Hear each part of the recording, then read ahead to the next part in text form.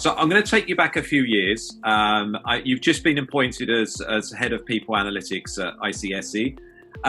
How did you set up people analytics in the organisation? I'm particularly interested because obviously it's a humanitarian organisation, and a lot of people we have on the show are coming from, banks or pharmaceutical companies. This is, quite unique. So how did you set up the function in your organisation? So 4 years ago, what happened is that the leadership clearly identified that there was a need for a data-driven approach in HR. And for us in the humanitarian sector, what matters is to make sure that we have the right people at the right place. And you can't do that without proper workforce planning in place, proper people analytics function in place. So there was this need that led to the building of the people analytics function. So we started small. We started like a startup. I was alone. Slowly and surely it was a tandem, a group of 2 people, reaching out also other resources, leveraging the gig economy and consultants that would be ready to help us. We primarily focused on the staffing because this was a burning question for the operation.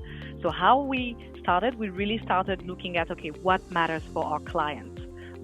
Client being the operation in the private sector, the business, the sales teams, etc. So this was really the starting point.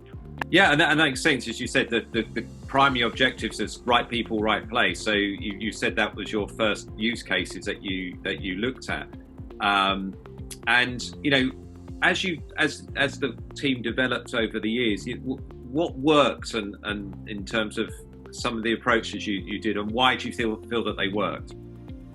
I think what works is that our first objective was really to democratize the data, because we have 20,000 people.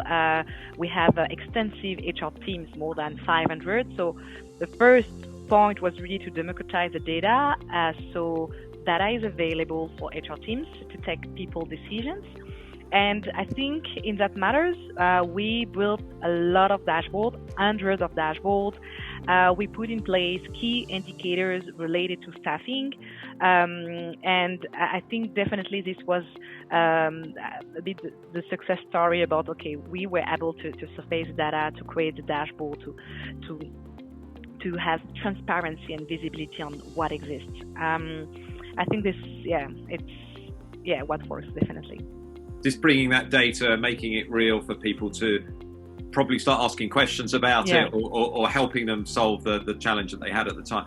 And what didn't work, and that you're prepared to share, of course. And what would you do differently if you could do it again?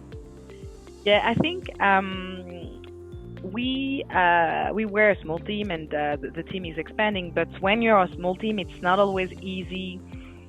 Because you need to prioritize, and especially when it comes to people analytics, every analysis, every project research takes a lot of time.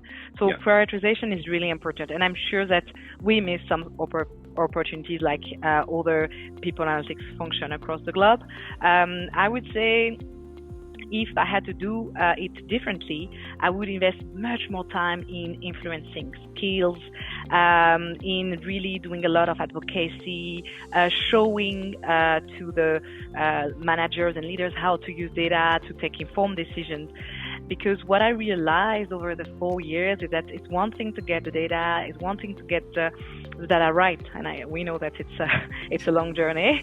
It's another thing to get dashboard and metrics, but it's the third part, which is really important, is really to do storytelling and to teach to people how to use it on a daily basis, how to identify the really right data as HR responsible.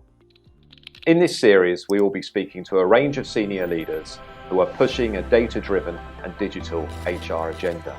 Make sure that you subscribe via your podcast app of choice, and also via our YouTube channel, for free and regular interviews with the digital HR leaders of the future.